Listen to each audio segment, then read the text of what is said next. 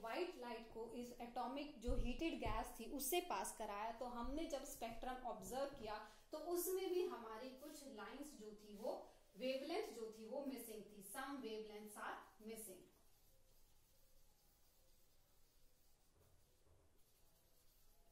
इसमें भी हमारी कुछ वेवलेंथ जो थी वो मिसिंग थी। अब इसमें क्या है, ये हमारा जो व्हाइट लाइट पास कराने के बाद हमें जो स्पेक्ट्रम मिला उसमें वही वाली वेवलेंथ मिसिंग थी जो एमिशन स्पेक्ट्रम में प्रेजेंट थी। मतलब इस स्पेक्ट्रम के बाद जो हमें वेवलेंथ प्रेजेंट मिली थी वही वेवलेंथ जब हमने व्हाइट लाइट पास कराई वो वाली वेवलेंथ यहाँ पर मिस हो गई। ठीक है, तो वो इस चीज को एक्सप्लेन नहीं कर पाया रदरफोर्ड कि ये ऐसा क्यों हुआ। तो व्हाइट लाइट पास कराने के बाद जो हमें मिली यहाँ से, इसको तो हमने बोला था जब हमने हीटेड गैस का रेडिएशन देखा तो डिस्क्रीट एमिशन, जो हमारे पास व्हाइट लाइट पास कराने के बाद जो स्पेक्ट्रम देखा हमने उसको हमने बोला क्या, डिस्क्रीट एब्जॉर्प्शन। ठीक है, इसको हमने बोला क्या, डिस्क्रीट एब्जॉर्प्शन। ठीक है, ये तो इसके लिमिटेशंस थे जो हमारे रदरफोर्ड ने एक्सप्लेन नहीं कर पाया था अपने एक्सपेरिमेंट के थ्रू। उसके बाद हमारा आया नील बोहर। नील बोहर ने 1913 में रदरफोर्ड के एक्सपेरिमेंट को अच्छे से दोबारा स्टडी किया और उसके ड्रॉबैक्स को रिमूव किया। लेकिन इसमें फिर भी कुछ लिमिटेशंस आई, वो लिमिटेशंस भी हम पढ़ेंगे। तो रदरफोर्ड ने जो लिमिटेशंस आई थी उनको ओवरकम किया क्या, बोहर एटॉमिक मॉडल ने। इन 1913 में बोहर ने एक एटॉमिक मॉडल बनाया। उस एटॉमिक मॉडल में बोहर ने क्या बोला, सबसे पहला पॉइंट उसने ये बोला कि जो हमारे इलेक्ट्रॉन हैं वो किसी भी ऑर्बिट में ना रिवॉल्व करके सर्टेन ऑर्बिट में रिवॉल्व करेंगे। मतलब एक स्पेसिफिक ऑर्बिट उसने बोल दिया कि हमारा जो इलेक्ट्रॉन होगा वो किसी भी ऑर्बिट में ना रिवॉल्व करके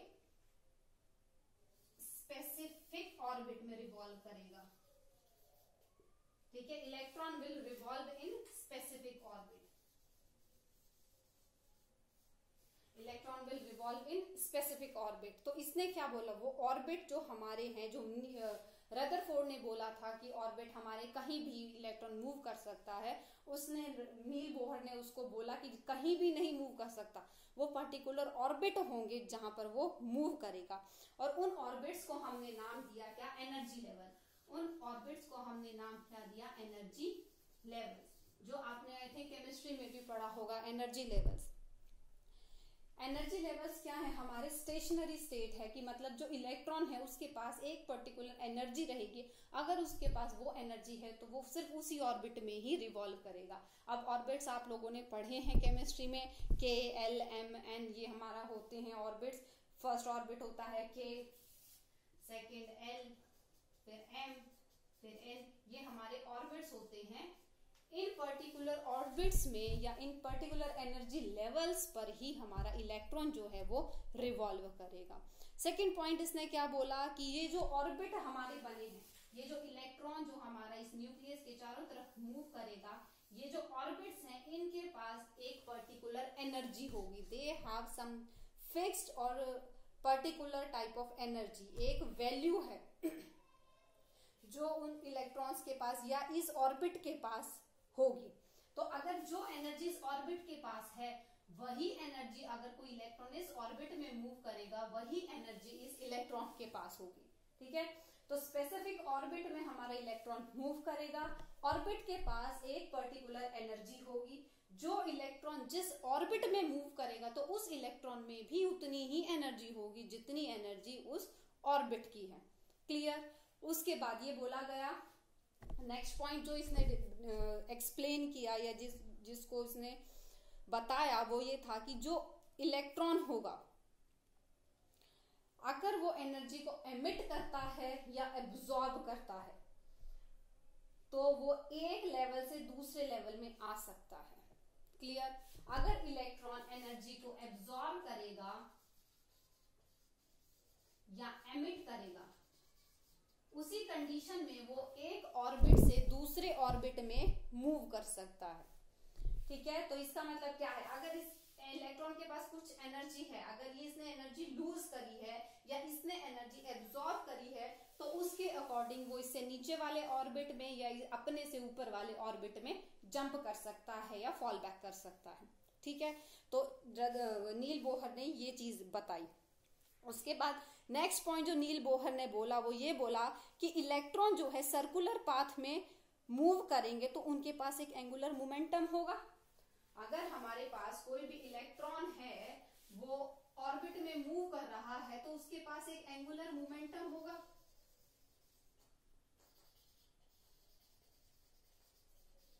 वो एंगुलर मोमेंटम क्या होगा, इसका इंटीग्रल मल्टीपल होगा।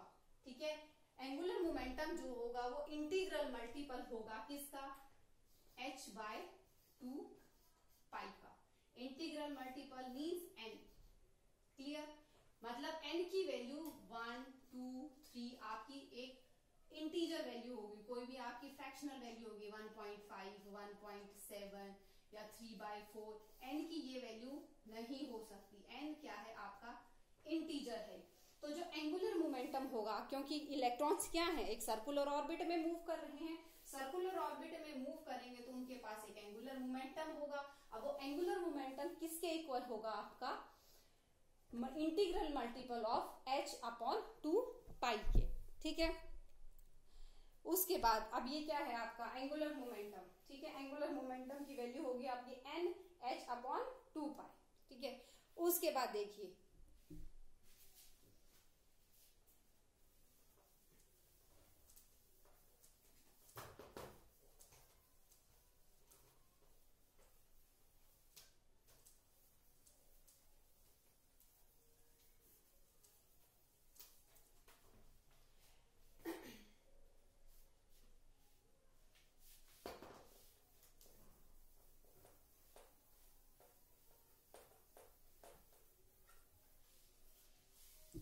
एंगुलर मोमेंटम है उसकी वैल्यू थी हमारी इंटीग्रल मल्टीपल ऑफ h/2 पाई। उसके बाद अगर आपका एंगुलर मोमेंटम इलेक्ट्रॉन की बात करते हैं, एंगुलर मोमेंटम ऑफ इलेक्ट्रॉन आपने 11th में स्टडी किया होगा। एंगुलर मूवमेंट ऑफ इलेक्ट्रॉन किसके इक्वल होता है,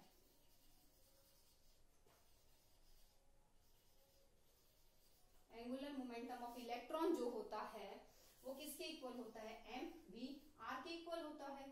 और अभी जो हमने देखा, क्या देखा कि एंगुलर मोमेंटम जो है वो इंटीग्रल मल्टीपल है किसका, h/2 पाई का इंटीग्रल मल्टीपल है। तो इसका मतलब क्या हुआ, integral multiple of h/2 pi is equals to mv/r।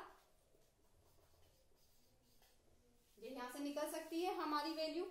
तो ये जो कंडीशन है इसको हमने बोला बोहर्स क्वांटाइजेशन कंडीशन। ये जो कंडीशन है, this condition is known as Bohr's quantization condition. ठीक है, ये कंडीशन को हमने बोला बोहर्स क्वांटाइजेशन कंडीशन। इसके बाद बोहर ने सभी चीजों की वैल्यूज कैलकुलेट की, किस रेडियस में वो मूव करेगा, किस वेलोसिटी से मूव करेगा और एनर्जीज क्या होंगी जो आपका इलेक्ट्रॉन मूव कर रहा है। ठीक है, this we will discuss in next class. तो आज हमने जो एक्सप्लेन किया है वो क्या किया है कि जो आपका रदरफोर्ड था उसकी लिमिटेशंस क्या थी, उसकी दो लिमिटेशंस थी रदरफोर्ड के मॉडल की। पहली लिमिटेशन क्या थी कि वो एटम की स्टेबिलिटी को एक्सप्लेन नहीं कर पाया। सेकेंड लिमिटेशन ये थी कि वो जो डिस्क्रीट स्पेक्ट्रम बन रहा था आपका गैसेस का वो एक्सप्लेन नहीं कर पाया। ये दो उसकी लिमिटेशन थी। उसके बाद नील बोहर ने 1913 में रदरफोर्ड के एक्सपेरिमेंट को रीपरफॉर्म किया या एग्जामिन किया, स्टडी किया। उसने क्या बोला कि जो इलेक्ट्रॉन्स हैं वो मूव करेंगे एक पर्टिकुलर ऑर्बिट में, जो कि रदरफोर्ड ने बोला था कि वो कहीं भी मूव कर सकते हैं। नील बोहर ने बोला कि एक पर्टिकुलर या स्पेसिफिक ऑर्बिट में ही वो रिवॉल्व करेंगे और उन ऑर्बिट्स को हम बोलते हैं एनर्जी लेवल, जिनको हम KLMN नाम देते हैं, जो आपने केमिस्ट्री में पढ़ा है, you are familiar with them. उसके बाद जो नील बोहर ने सेकंड पॉइंट बोला, उसने ये बोला और जो ये डिफरेंट पॉइंट्स हैं जो हमने एक्सप्लेन किए हैं अभी, इनको हम पोस्टुलेट्स बोलते हैं, postulates of Niels Bohr, postulates of model of Niels Bohr, किसी भी नाम से ये पोस्टुलेट्स हैं। उसके बाद उसने क्या एक्सप्लेन किया कि जो एनर्जी लेवल है उनके पास अलग अलग एनर्जी होगी, और अगर किसी एक पर्टिकुलर एनर्जी लेवल पर कोई एक इलेक्ट्रॉन है तो उस इलेक्ट्रॉन के पास भी उतनी ही एनर्जी होगी जितनी एनर्जी उस ऑर्बिट की है या उस एनर्जी लेवल की है। उसके बाद उसने ये बताया कि इलेक्ट्रॉन अगर एनर्जी को एब्जॉर्ब करता है या एमिट करता है या रिलीज करता है तो उसके अकॉर्डिंग वो एक एनर्जी लेवल से दूसरे एनर्जी लेवल में जंप कर सकता है। एब्जॉर्ब करेगा तो उसके पास कुछ एनर्जी आएगी, रिलीज करेगा तो वो कुछ एनर्जी को छोड़ेगा, तो उसके अकॉर्डिंग वो अपने एक शेल से दूसरे शेल में मूव करेगा। उसके बाद उसने एक्सप्लेन किया कि जो हमारी एंगुलर मोमेंटम है इलेक्ट्रॉन की वो किसके इक्वल होगी, h/2π, ये हमारी डी ब्रोगली से आती है, h/2π की इंटीग्रल मल्टीपल से, ठीक है, इंटीग्रल मल्टीपल ऑफ h/2π। उसके बाद आपने ये पहले पढ़ा हुआ है कि इलेक्ट्रॉन की एंगुलर मोमेंटम जो होती है 11th में पढ़ा था, इलेक्ट्रॉन की एंगुलर मोमेंटम होती है किसके इक्वल, mvr के इक्वल। तो हम क्या करें, इन दोनों इक्वेशंस को अगर हम इक्वेट कर दें किस को, nh/2π = mvr, तो ये जो कंडीशन आई है इसे हम बोलते हैं बोहर्स क्वांटाइजेशन कंडीशन। उसके बाद हमारी काफी कैलकुलेशंस आएंगी, कुछ फॉर्मूलेज आएंगे जो हमें बताएंगे कि रेडियस क्या है, वेलोसिटी क्या है या एनर्जी क्या है किसी भी इलेक्ट्रॉन की, काइनेटिक एनर्जी होगी, पोटेंशियल एनर्जी होगी, तो इलेक्ट्रॉन्स की हम वो कैलकुलेट करेंगे डिफरेंट शेल्स के लिए। तो ये था हमारा क्या इम्पोर्टेंट जो था ये फॉर्मूला, बोहर्स क्वांटाइजेशन कंडीशन। तो यहाँ तक तो आपके डायरेक्ट क्वेश्चंस आते हैं, उसके बाद हम कैलकुलेशंस करेंगे वो नेक्स्ट लेक्चर में करेंगे। Thank you class. अगर कोई भी इस लेक्चर से रिलेटेड या प्रीवियस लेक्चर से रिलेटेड कोई भी प्रॉब्लम है तो please tell me, I will explain them again. Thank you.